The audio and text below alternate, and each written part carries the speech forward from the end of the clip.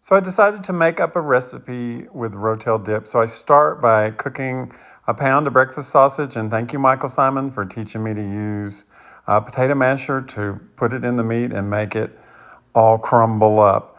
And then I'm going to cook a box of penne rigata. I was going to use elbow macaroni, but then that would have made it Rotel mac and cheese, and I didn't want to do that. And the penne rigata is a little bit bigger and it gives it a little more heft with the pasta. So cook it according to package directions and salted water. Make sure you salt your water a little bit under, maybe a minute or two less than the package says.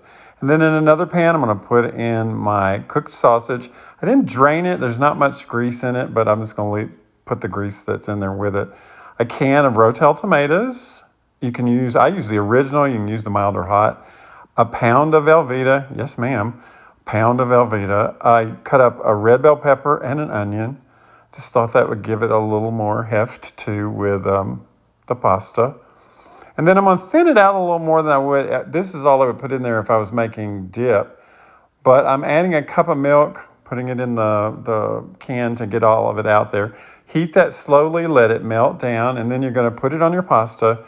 You're going to stir it all together, and you can serve it just like this. I tasted it. It's just fantastic. But I thought, hey, let's gild the lily. Let's do a little bit more fun. So I take the pasta, stir it together, and I put it in a greased 9 by 13 pan. I've got the oven heating at 350.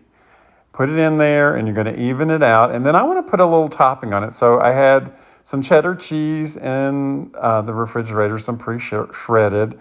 So I'm going to put that on there, and then I had some tortilla chips, and I just crushed those up like crumbs. And on top of the cheese, I'm going to put the crumbs just to give that little textural change on the top.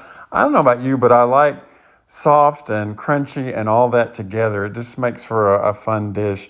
And then I normally put paprika on any type of casserole, but I thought, why not just grab the chili powder and put a little of it on there? And it's just going to make a really beautiful dish. Put it in the oven for about 20-25 minutes. You're just melting the cheese because it's already hot and wonderful.